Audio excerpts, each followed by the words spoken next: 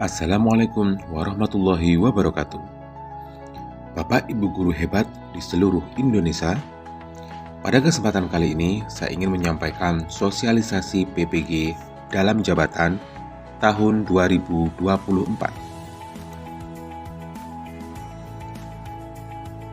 Verifikasi berkas PPG dalam jabatan 2024 sangatlah diperlukan. Hal ini bertujuan untuk mengambil data yang akan diambil dari Dapodik terkait pelaksanaan PPG dalam jabatan tahun 2024. Hal terbaru tentang PPG dalam jabatan tahun 2024 adalah pastikan Dapodik Bapak Ibu guru sudah sesuai dan ditulis dengan benar. Kemudian juga penulisan nama sudah sesuai dengan KTP, tempat dan tanggal lahir sesuai dengan KTP dan ijazah. Pastikan NIK atau NUPTK sudah benar.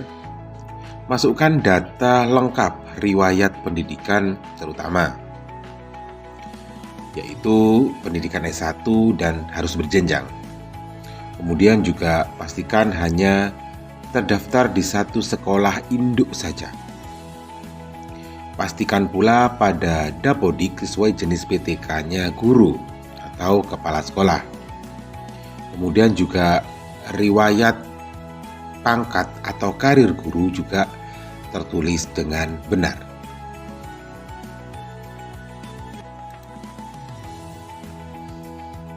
Bapak Ibu guru hebat di seluruh Indonesia,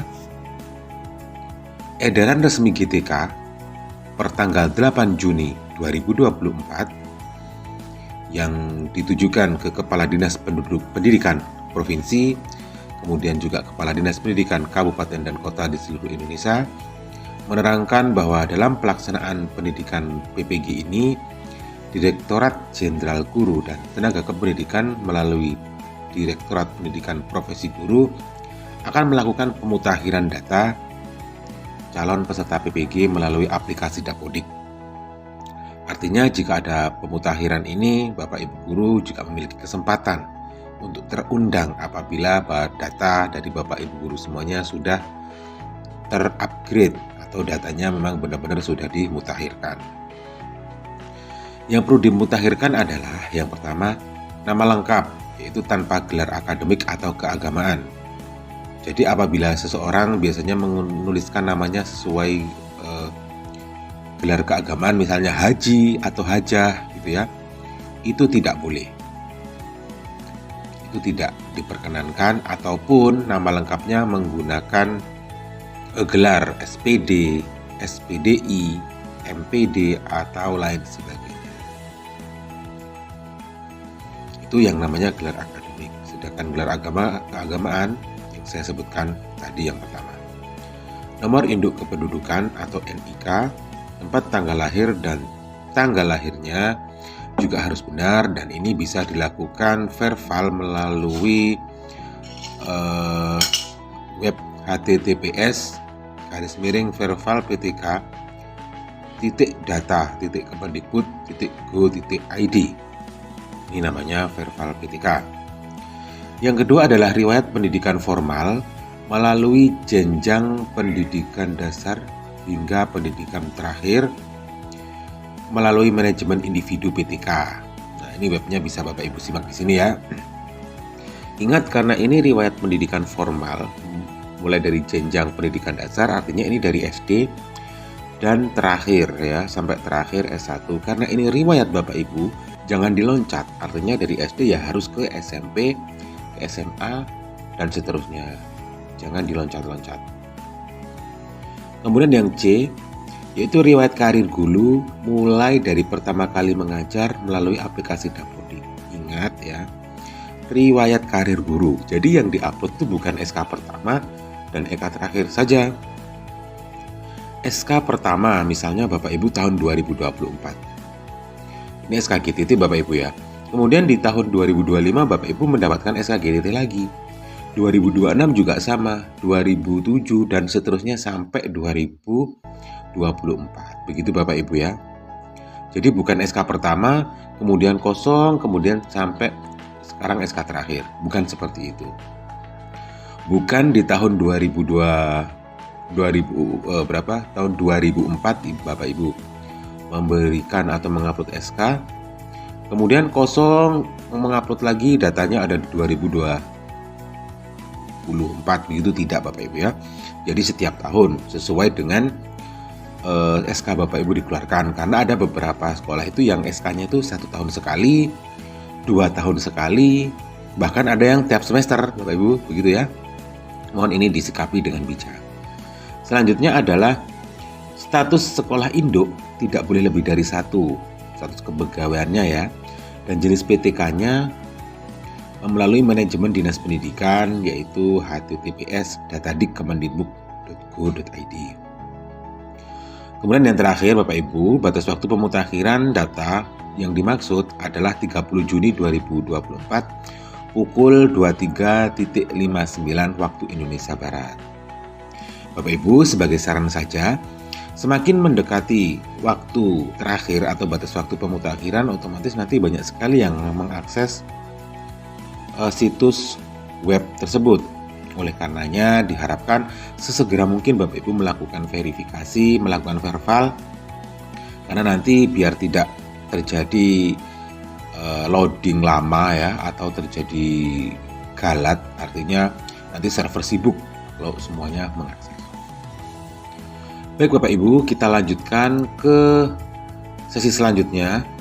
Ingat Bapak Ibu, di sini selain dari data yang perlu dimutakhirkan tadi, tentunya Bapak Ibu tidak bisa bekerja sendiri dalam menyiapkan pemutakhiran data ini.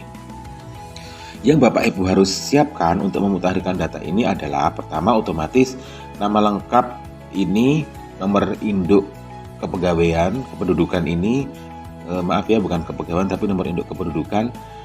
Ini tempat lahir dan tanggal lahir Bapak Ibu bisa mengacu pada KTP dan KK. Begitu ya. Kemudian untuk yang B, riwayat pendidikan formal ini Bapak Ibu juga harus menyediakan ijazahnya. Mulai dari SD, SMP, SMA sampai terakhir itu harus disediakan Bapak Ibu, kita cocokkan. Yang C, riwayat karir juga sama Bapak Ibu ya, SK-nya dipersiapkan. Ini benar-benar SK-nya dicek, dilihat. Nanti karena di Dapodik memasukkan nomor SK sama TMT-nya. Ingat Bapak Ibu ya, jangan sesekali Bapak Ibu keliru dalam memasukkan TMT. Nanti TMT Bapak Ibu isi TST, artinya malah tanggal selesai tugas. Jangan ya, jangan mengotak-atik di bagian TST, tapi fokus saja di TMT. Kemudian status sekolah induk tidak boleh dari 1.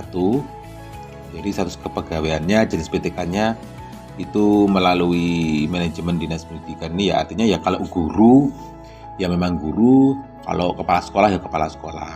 Kadang kan ada tuh ya yang Dapodiknya itu 2, karena yang satunya belum dicabut atau pernah mutasi atau pindah seperti itu. Nah Bapak Ibu, rangkaian data pemutakhiran ini Bapak Ibu tidak bisa bekerja sendiri, mintalah bantuan operator sekolah atau operator Dapodik yang ada di sekolah Bapak Ibu masing-masing. Nah, bagaimana cara untuk mengakses dan untuk melihat semuanya ini? Verval PTK, PTK Datadik, kemudian Datadik ini bagaimana cara untuk mengaksesnya? Marilah kita lanjutkan penjelasan saya. Nah, Bapak Ibu, ini adalah contoh hasil verifikasi riwayat mengajar. Di sini sudah ada keterangan bahwa banyak sekali Pak ya. Ya memang banyak, karena memang ini berjenjang Bapak Ibu ya per tahun. Ini dimulai dari 2004 ada, kemudian 2006, kemudian ada lagi di 2009. Ini kalau dilihat dari sekolah ini, dari akun guru ini 2 tahun sekali mengeluarkan SK-nya. Begitu Bapak Ibu ya, ingat statusnya adalah guru honor sekolah. Kemudian juga di sini adalah jenis PTK-nya, ini guru mapel karena beliau ini memang guru mapel ya. Kalau Bapak Ibu guru-guru kelas ya tulis guru kelas begitu Bapak Ibu. Kemudian ada lembaga pengangkatnya itu nama sekolahnya. Kemudian nomor SK-nya ini yang ada di surat, kemudian tanggal SK-nya, kemudian TMT kerjanya diisi. Nah, TST ini yang jangan diisi Bapak Ibu ya. Jadi langsung ke TMT-nya saja. Begitu Bapak Ibu ya, ini penjelasan tentang riwayat mengajar. Gitu. Sekarang kita lanjutkan ke riwayat pendidikan yang tadi saya bilang. Pada riwayat pendidikan, Bapak Ibu usahakan mulai SD, SMP, SMA, D2, dan S1. Oke, misal Bapak Ibu pendidikan terakhirnya itu langsung S1 tanpa mengalami D2 ya nggak masalah, D2-nya nggak usah ditulis. Tapi apabila Bapak Ibu pernah kuliah D2, entah itu PGSD atau PJOK, jadi ya ini harus wajib ditulis di sini D2 dan D1-nya. Begitu Bapak Ibu ya. Dan ingat, gelar akademiknya juga harus ditulis. Gelar akademik itu dimiliki oleh jenjang pendidikan D2 dan S1.